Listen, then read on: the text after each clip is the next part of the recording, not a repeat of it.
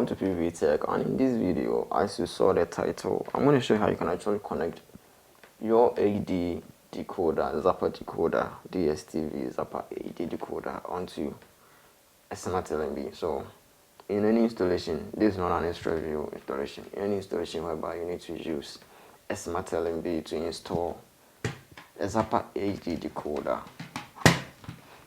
one thing that you should know is that when it comes to Explorer decoders, there is no universal option for you to change the LNB type to a universal option. But with a Zappa AD decoder, you have a universal option and a unique cable option in the LNB settings menu for you to change it to which LNB type that you have connected it with.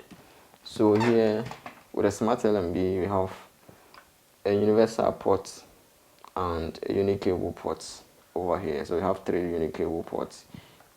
We have universal port over here, 3 unique cable ports, and there are some smart LNB that comes along with only 2 unique cable ports or 1 unique cable port, depending on which one you are to do the installation with.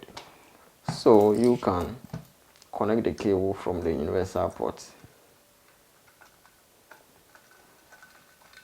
onto the Zappa HD decoder,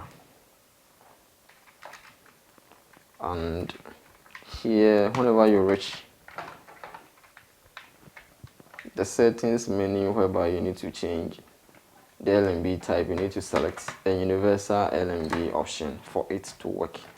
And in case you use any of the unique cable ports over here, you're inserting in any unique cable ports A, B, C,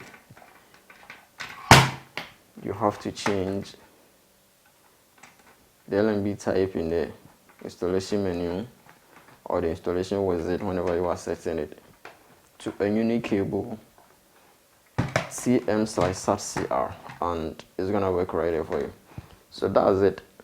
If you find this video helpful and when you're here, all you got to do is subscribe, hit the bell icon, and you come back for more. Thanks for watching.